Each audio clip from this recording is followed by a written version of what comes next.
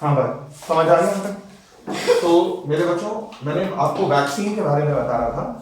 इधर देखो, अगर एग्जाम में वैक्सीन के बारे में लिखना हो तो क्या लिखोगे? देखो पहले सुनो मेरी बात। A vaccine is defined as weak form of an infection, weak form of infection which is unable to cause a disease in a person but is sufficient enough to activate, to evoke the immune system. एक ऐसा कमजोर, एक ऐसा मरा हुआ organism जो आपकी body में डिजीज तो कॉज नहीं करेगा, लेकिन आपके इम्यून सिस्टम को एक्टिवेट करने के लिए काफी होता है, उसको क्या कहते हैं? वैक्सीन। जब हम कह रहे हैं ना कोरोना की वैक्सीन, आपने कोवैक्सीन लगवा ली, कोविशील्ड लगवा ली, जब हम कह रहे हैं ना आपकी बॉडी में वैक्सीन लगवा रहे हैं, तो समझ जाओ आपकी, अगर हम कह रहे हैं आपने कोवैक्सीन लगवाई है तो आपकी बॉडी में कोरोना वायरस डाल दिया गया है, लेकिन कैसे करके? कमजोर करके। अगर मैं टीबी की वैक्सीन दे रहा हूं, इसका मतलब टीबी वाला बैक्टीरिया आपके जिस्म में डाल दिया गया है, लेकिन कमजोर करके। एक नाम सुना होगा, hepatitis B. Hepatitis B virus से होता है। वो वायरस अगर कमजोर करके आपकी बॉडी में डाल दिया गया तो आपकी बॉडी में डिजीज नहीं होगी, लेकिन आप आने वाली जिंदगी में उस बीमारी से लड़ने के लिए तैयार होंगे, इसलिए वैक्सीन डाली। वैक्सीन के बाद बुखार क्यों आता है? हाँ, मैं बताता हूं। कुछ बीमारियों में कुछ वैक्सीन ऐसी होती हैं जिसका एकदम से एक इफेक्ट ये होता है कि बॉडी में इन्फेक्शन, भले ही मरा हुआ है सही, तो उसकी वजह से बॉडी में फीवर आ जाता है। पहली बात तो एक बात समझ लो, फीवर है क्या? फीवर खुदा की एक बहुत बड़ी नेमत है, पता है आपको? अल्लाह ताला की एक बहुत बड़ी नेमत है फीवर। क्यों? वो अलर्ट करती है। देखो, तुम्हारे घर में, अगर आपके घर में आपके फादर ने एक फेंस लगवाया हुआ, फेंस, उसमें सेंसर्स लगे हुए हैं, सेंसर्स। अगर कोई पर्सन उसको अंदर क्रॉस करता है, आपके घर में एक बेल है, वो बजनी शुरू हो जाती है। तो अलार्म का बजना, बेल का बजना यूजफुल है, हार्मफुल है? अगर कोई पर्सन आपके घर में वो उन फेंस को क्रॉस कर रहा है और आपके घर में अलार्म बजना शुरू हो गया, तो ये यूजफुल है, हार्मफुल है? यूजफुल है ना, आप अलर्ट हो गए, आपको पता चल गया। इसी तरह से अब आपकी बॉडी में खुदा ने एक मैकेनिज्म रखा है कि आपकी बॉडी में कोई भी माइक्रो ऑर्गेनिज्म, कोई भी इंफेक्शन अगर जिस्म में एंटर होता है, तो आपकी बॉडी में कोई घंटी तो है नहीं जो बजेगी, तो आपको पता कैसे चलेगा इंफेक्शन हो गया? तो आपकी बॉडी में एक केमिकल्स होते हैं जिनका नाम होता है, कौन से? पायरोजन। पायरो का मतलब होता है फीवर। फीवर इंड्यूस करने वाले केमिकल ब्लड में सर्कुलेट करेंगे, और जब आपकी बॉडी में वो सर्कुलेट करेंगे तो आपको बुखार आ जाएगा। तो बुखार कोई बीमारी नहीं है, बल्कि बीमारी का क्या है? क्या है? अलार्म है, सिम्टम है। तो कुछ वैक्सीन लेने के बाद, जैसे कोविशील्ड, कोवैक्सीन आपको सुना, कुछ लोगों को बुखार आ जाता है, या छोटे बच्चे हैं जिनको वैक्सीन लगती है, तो कई बार आप देखेंगे बच्चों को, छोटे मासूम बच्चों को, 1 साल के, 6 महीने के, 9 महीने के जो बच्चे होते हैं, उनको वैक्सीन देने के बाद बच्चों को बुखार आ जाता है, क्योंकि बच्चों की इम्यूनिटी अभी कमजोर होती है। तो वीक इन्फेक्शन भी अगर उनकी बॉडी में डाला जाता है तो बॉडी का इम्यून सिस्टम ट्रिगर हो जाता है, इस वजह से उन बच्चों को बुखार आता है। समझ आ रही है बात? तो वैक्सीन समझ आ गई। वैक्सीन क्या है? वैक्सीन एक वीक इन्फेक्शन को कहते हैं जो आपकी बॉडी को में डाली जाती है आपके इम्यून सिस्टम को एक्टिवेट करने के लिए आगे वाली लाइफ में, फ्यूचर लाइफ में। बात समझ आ रही है बच्चों? बहुत सारी ऐसी वैक्सीन है, कुछ वैक्सीन का नाम तो मैं बताता हूं। इधर देखें, काउपॉक्स का अभी नाम बताया आपको, एक नाम सुना है किसी ने? देखो, पोलियो, आपको बचपन में इसकी वैक्सीन दी गई, कौन सी? OPV. OP stand for oral polio vaccine. आपको पोलियो की वैक्सीन पिलाई गई है, तो ये ओरल पोलियो वैक्सीन है। अच्छा, एक होता है MMR। MMR 3 बीमारियां होती है, measles, mumps, rubella, pox. Pox सुना है? पॉक्स, उसके लिए बचपन में बच्चों को ये वैक्सीन दी जाती है। इसके अलावा एक वैक्सीन होती है बच्चों, कौन सी? DPT, DPT stand for diphtheria pertussis, pertussis कहते हैं काली खांसी, वोपिंग कफ, और टी का मतलब होता है टेटनस, सुना होगा टेटनस का वैक्सीन, कहीं चोट लग जाए इंजरी हो जाए तो टेटनस का वैक्सीन दी जाती है नहीं, तो डीपीटी ये वैक्सीन। ऐसे ही एक वैक्सीन है कौन सी, कौन सी, ये बीसीजी वैक्सीन किसके लिए दी जाती है, टीबी, ट्यूबरक्लोसिस, टीबी के लिए, टीबी के लिए ये वाली वैक्सीन दी जाती है बीसीजी। मेरी बात थोड़ी बहुत समझ आ रही है बच्चों के नहीं, बीसीजी वैक्सीन टीबी के लिए, डीपीटी खाली खांसी वोपिंग कफ टेटनस के लिए दी जाती है, MMR measles mumps and rubella, बहुत सारी ऐसी बीमारियां हैं बेटा जिसकी वैक्सीन है, जिसकी वैक्सीन है। इधर देखिए किन लोगों को बीमारी लगने के चांसेस ज्यादा होते हैं, सब बच्चे जिनमें और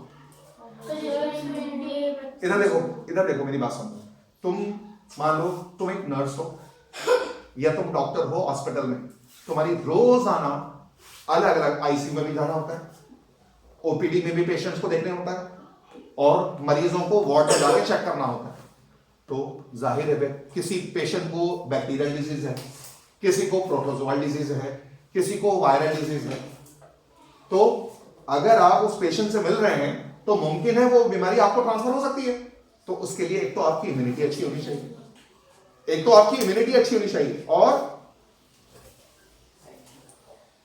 एक तो आपकी इम्यूनिटी अच्छी होनी चाहिए, और जिस बीमारी लगने के चांसेस ज्यादा हैं उससे लड़ने के लिए आपकी बॉडी पहले से तैयार हो, तो उसके लिए क्या चाहिए, क्या है, वैक्सीन। तो आपको खुद वैक्सीन लगवानी होगी ताकि आपका इम्यून सिस्टम उससे लड़ने के तैयार है। मेरी बात समझ आ रही है, क्लियर है कुछ बात। एक बीमारी का नाम सुना है, स्वाइन फ्लू, स्वाइन फ्लू का नाम सुना है बेटा, स्वाइन फ्लू एक वायरस से होता है जो कि पिग से निकला हुआ वायरस है, वो जैसे बर्ड फ्लू होता है ऐसे स्वाइन फ्लू है।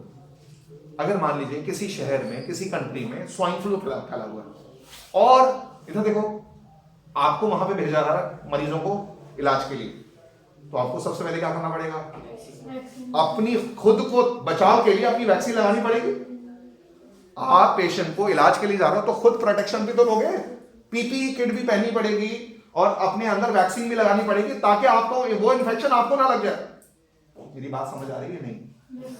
तो इसलिए वैक्सीन हॉस्पिटल में काम करने वाले कर्मचारी, चाहे वो डॉक्टर्स हो, चाहे वो नर्सेज हैं, चाहे वो पैरामेडिकल स्टाफ है, चाहे कोई सफाई कर्मचारी हैं, जितने भी स्टाफ मेंबर हैं उनको लगने के चांसेस ज्यादा होते हैं। और इसके अलावा हमारे घरों में छोटे मासूम बच्चे, छोटे बच्चे और बुजुर्ग, उनका इम्यून सिस्टम कमजोर होता है, इसलिए उनको लगने के चांसेस ज्यादा होते हैं। तो इन्फेक्शन से बचने का एक तरीका है क्या, वैक्सीन लगवाएं। नंबर 2, लोगों को सलाह दी जाती है कि साफ सुथरे रहें, हाइजीन का ध्यान रखें। क्यों? आप इधर देखें, आप अपने जिस्म को क्लीन रखते हैं, रोजाना आप नहाते हैं, नमाज पढ़ते हैं, क्लीन रखते हैं अपने आप को, तो बहुत जब आप रेगुलरली अपने आप को क्लीन रखेंगे, गंदगी नहीं होगी, तो आपके जिस्म में इंफेक्शन होने के चांसेस कम हो जाएंगे। आप अपनी गली मोहल्लों को, अपने आस पड़ोस को साफ रखेंगे, अपने माहौल को साफ रखेंगे, तो उसकी वजह से आपके मोहल्ले में, आपके आसपास बीमारियां होने के चांसेस कम हो जाएंगे। अक्सर आपने देखा होगा मोहल्लों में सीवर ओवरफ्लो हो रहा है, पानी इकट्ठा है लोगों का, कूड़ा इकट्ठा हो रहा है। अब उस कूड़ा जब इकट्ठा हो रहा है उसमें गंदी स्मेल आ रही है, उसमें बैक्टीरिया भी है, उसमें प्रोटोजोआ भी है, उसमें फंगस भी है, आप वहां से गुजर रहे हैं तो वो इन्फेक्शन आपको लग सकता है, आपको टाइफाइड हो सकता है, आपको कॉलरा हो सकता है, आपको कुछ भी। तो इसलिए आप अगर सवाल आ जाए एग्जाम में कि किस तरह से, what are the good practices which are advisable to a person to maintain the good health, अच्छी हेल्थ रखने के लिए कौन कौन सी चीजों को आप सलाह देंगे, तो सबसे पहले लोगों को आप सलाह देंगे, so people are advise to maintain the personal and surrounding hygiene का, साफ सफाई का ख्याल रखा जाए। हर चीज साफ, हॉस्पिटल में जाते हैं देखते हैं कि साफ सफाई होती है, फ्लोर क्लीनिंग होती है, बार बार सफाई कर्मचारी सफाई पोछा लगता रहता है, तो क्योंकि सबसे ज्यादा इन्फेक्शन होना होता है अस्पतालों में। अगर अस्पतालों को क्लीन नहीं रखेंगे तो इन्फेक्शन वहां पर तो इन्फेक्शन वाला टाइप के इन्फेक्शन होते हैं, इन्फेक्शन फैल गए। Number 2, people are advise to maintain to have the balance diet. मतलब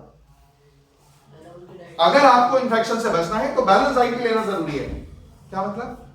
सारे न्यूट्रिएंट्स, अगर आप सारे न्यूट्रिएंट ले रहे हैं, प्रोटीन्स भी ले रहे हैं, कार्बोहाइड्रेट्स भी ले रहे हैं, विटामिन्स भी ले रहे हैं, तो आपकी बॉडी के सारे सिस्टम को काम करने में कोई दुश्वारी नहीं होगी और हर तरह की बीमारी से आप महफूज रहेंगे। तो इसलिए बैलेंस डाइट का लेना भी जरूरी है। तीसरा समय समय पर, टाइम पर अगर जरूरत हो तो वैक्सीन लेते रहें। आपको बचपन में जब आप छोटे थे तो आपको आपकी मदर ने हेपेटाइटिस की वैक्सीन दिलवाई होगी, पोलियो की वैक्सीन दिलवाई होगी, एमएमआर की वैक्सीन दिलवाई होगी, टेटनस की वैक्सीन दिलवाई होगी, टाइफाइड की वैक्सीन दिलवाई होगी, टीबी की वैक्सीन दिलवाई होगी। ये सारी वैक्सीन आप बच्चों को बचपन में दिलवाई गई ताकि इन बीमारियों से आप सफर ना करें। क्या टाइफाइड की वैक्सीन है? क्या टाइफाइड की वैक्सीन है? यस है, बट इस वैक्सीन को हर 3 साल में आपको रिपीट करना पड़ता है। हर 3 साल के इंटरवल में आपको ये वैक्सीन रिपीट करनी होती है अगर आप टाइफाइड से बचना चाहते हैं। बात समझ आ रही है? और आपको मालूम है जब आप कंट्री छोड़कर जाते हैं, जैसे आप हज पे जा रहे हैं, उम्रा पे जा रहे हैं, वहां जाने से पहले आपको मालूम है एयरपोर्ट पे आपको चेक किया जाता है कि आपकी वैक्सीन लगी है नहीं। कुछ वैक्सीन आपको लगवाई जाती है तब आप जाएंगे। हज पे जा रहे हैं तो आपको कुछ वैक्सीन लगी, इन्फ्लुएंजा की वैक्सीन आपको लगेगी, अब कोरोना की वैक्सीन लगेगी, ये सारी वैक्सीन लगेगी होगी तभी आपको अलाउ करेंगे, वरना नहीं। क्यों? हो सकता है आपके अंदर आप इन्फेक्शन ले जाएं, हो सकता है आप तो हेल्दी हैं, आपके वैक्सीन नहीं लगी, वहां से किसी का इन्फेक्शन लग जाए आपको। मेरी बात समझ आ रही है? इसलिए वैक्सीन लगवानी जरूरी होती है। वैक्सीन का मकसद है आपकी बॉडी को प्रोटेक्ट करना इन्फेक्शन से। बात समझ आ रही है? अब इसके बाद एक कॉन्सेप्ट है, कौन सा? एंटीबायोटिक्स। ये एंटीबायोटिक क्या? अच्छा, एक और बात बताता हूं। वैक्सीन, मैंने आपको बता दिया, वैक्सीन एक वीक इन्फेक्शन, वीक एंटीजन को कहते हैं जो आपकी बॉडी में डिजीज कॉज तो नहीं करेगा लेकिन आपके इम्यून सिस्टम को एक्टिवेट कर देगा, वो वैक्सीन है। इधर देखिए, वैक्सीन को बॉडी में डालने को, वैक्सीन में बॉडी में इंजेक्ट करने को बोलते हैं वैक्सीनेशन। बॉडी में वैक्सीन डालने को वैक्सीनेशन कहते हैं। और जब आपकी बॉडी में वैक्सीन डाली जाती है, आपकी बॉडी में उसके खिलाफ इम्यून सिस्टम एक्टिवेट कर दिया जाता है।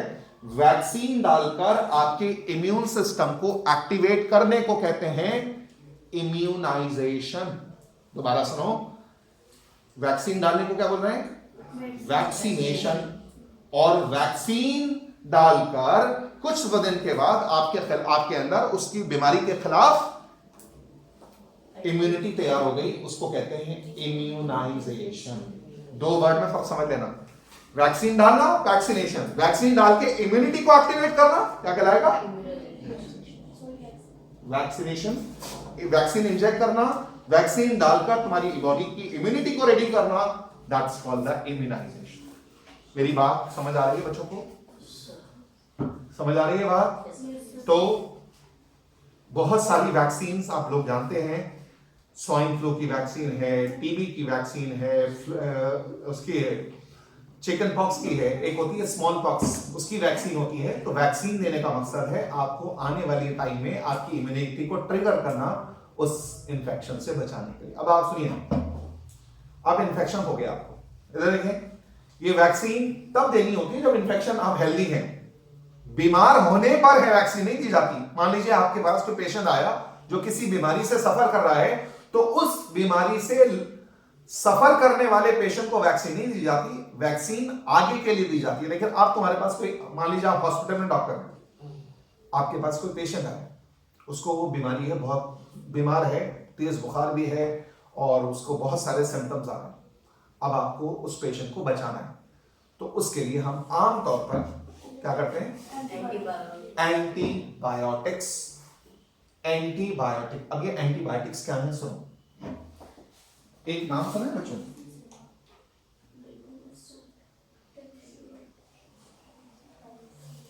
क्या है? पेनिसिलियम एक फंगस का नाम है। इधर देखो, ये लिविंग ऑर्गेनिज्म है या नहीं? यस। अच्छा, अब इसके बाद देखो, एक बैक्टीरिया है, मान लो कौन सा, सैल्मोनेला टाइफी। इधर देखें, ये सैल्मोनेला टाइफी बैक्टीरिया है। ये क्या है? फंगस। ये क्या है? बैक्टीरिया। इस लिविंग ऑर्गेनिज्म से केमिकल निकलता है जिसका नाम क्या है? पेनिसिलिन। ये केमिकल है, इसका इस्तेमाल करके इसको मारा जाता है। किसको? बैक्टीरिया को। तो एक ऐसा केमिकल, एक ऐसे केमिकल सब्सटेंस जो एक ऑर्गेनिज्म से हासिल हो और दूसरे के खिलाफ इस्तेमाल किए जाए। नहीं समझ आ रहा? एक ऐसे केमिकल जो एक ऑर्गेनिज्म से ऑब्टेन हो और जिसको दूसरे ऑर्गेनिज्म को मारने के लिए इस्तेमाल किया जाए, ऐसे केमिकल्स को क्या कहते हैं? एंटी मतलब होता है अगेंस्ट, किसी के खिलाफ। एंटीबायोटिक्स। तो एंटीबायोटिक्स वो केमिकल्स होते हैं जो एक लिविंग ऑर्गेनिज्म से मिलते हैं और दूसरे लिविंग ऑर्गेनिज्म के खिलाफ हम इस्तेमाल करते हैं। इसको क्या कहते हैं बेटा? एंटीबायोटिक्स। बात समझ आई? बच्चों एक और बात बताता हूं तुम्हें। एक होती है ब्रॉड स्पेक्ट्रम एंटीबायोटिक्स। क्या मतलब? कुछ ऐसी एंटीबायोटिक होती हैं जो गले के इंफेक्शन के लिए चलती हैं। कुछ होता है लूज मोशंस के लिए, पेट में इंफेक्शन हो जाए उसके लिए एक जैसे दवाई होती है ऑफ्लॉक्सासिन, नॉर्फ्लॉक्सासिन, वो पेट के इंफेक्शन के लिए होती है। आपके गले में दर्द, तकलीफ है, बुखार आ गया, एक दवाई होती है एजिथ्रोमाइसिन, वो गले के इंफेक्शन के लिए दी जाती है। एक दवाई होती है सेफेक्साइन। तो कुछ दवाइयां ऐसी हैं जो खास पर्टिकुलर बीमारी, इंफेक्शन को मारने के लिए इस्तेमाल की जाती हैं। इधर देखो, एक कुछ ऐसी एंटीबायोटिक्स होती हैं जिसको पेट के इंफेक्शन के लिए भी, गले के इंफेक्शन के लिए भी, कई सारे इंफेक्शन के लिए इस्तेमाल की जाती है। तो ऐसी दवाइयां कहलाती हैं क्या?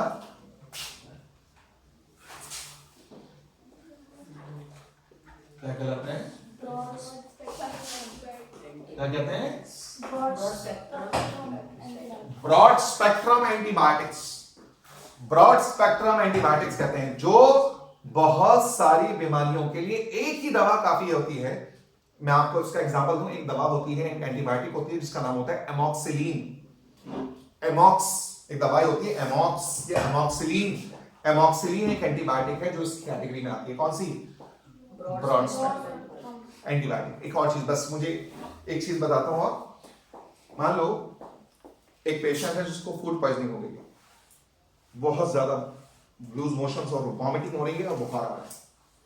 आप डॉक्टर हैं, आपके क्लिनिक पे वो पेशेंट आया, उसकी बॉडी में इंफेक्शन है। आपको मालूम है इसकी बॉडी में क्या डालनी पड़ेगी? एंटीबायोटिक। वैक्सीन नहीं, एंटीबायोटिक। एंटीबायोटिक डालनी पड़ेगी। अब आपके पास मान लो आपके क्लिनिक पे 5 एंटीबायोटिक्स हैं जो आप दे सकते हैं। कोई सी को उठा के दे देंगे? क्या तो कैसे होता चलेगा? नहीं, देखो मान लो आपके पास एम्पेसिलिन है, आप यहाँ पे ना थोड़ा सा सीरिंज से उसकी आर्म पर, यहाँ पर एम्पेसिलिन का इंजेक्शन लगा के उसको ऊपर ए बना दो। फिर दूसरी एंटीबायोटिक लगाओ, पेनिसिलिन, थोड़ी आगे यहाँ पे पी, पेनिसिलिन वाला थोड़ा सा इंजेक्शन लगाओ, या पी बना दो। टेट्रासाइक्लिन, 4-5 एंटीबायोटिक यहाँ पे आर्म पे थोड़ी थोड़ी दूर पे टेस्ट करो और सर्कल बना के एम्पेसिलिन पे ए बना दो, टेट्रासाइक्लिन में टी बना दो, पेनिसिलिन में पी बना दो और 1-2 घंटे वेट करो। अगर आपने देखा 5 एंटीबायोटिक देने पर 3 जगह लाल कलर के, रेड कलर के मार्क्स आ गए, इसका मतलब इसको सूट नहीं कर रही है एंटीबायोटिक्स के लिए, एलर्जी, इससे एलर्जी हो जाएगी। नहीं समझ आया? तो वो आप वो वाली एंटीबायोटिक दोगे जिससे उसको एलर्जी नहीं है। कहते हैं ना रिएक्शन हो गया बॉडी में। कई दवाइयां ऐसी होती हैं जो हमें सूट नहीं करती हैं, तो एंटीबायोटिक से भी हमें एलर्जी हो जाती है। तो 5 डोज चेक करी, इसमें से 3 में से आपको एलर्जी हो गई, 2 में नहीं हो रही, तो वो आप वो दोगे जिससे उस पर्सन को एलर्जी नहीं हो। समझ आ रही है बात? तो बच्चों आज यहीं तक करते हैं। अगली क्लास में मैं आपको बताऊंगा बैक्टीरियल डिजीज के लिए तो एंटीबायोटिक्स यूज की जाती हैं, वायरस के अगेंस्ट एंटीबायोटिक तो हम नहीं करती हैं। इंशाल्लाह अगली क्लास में ये चैप्टर खत्म हो जाएगा।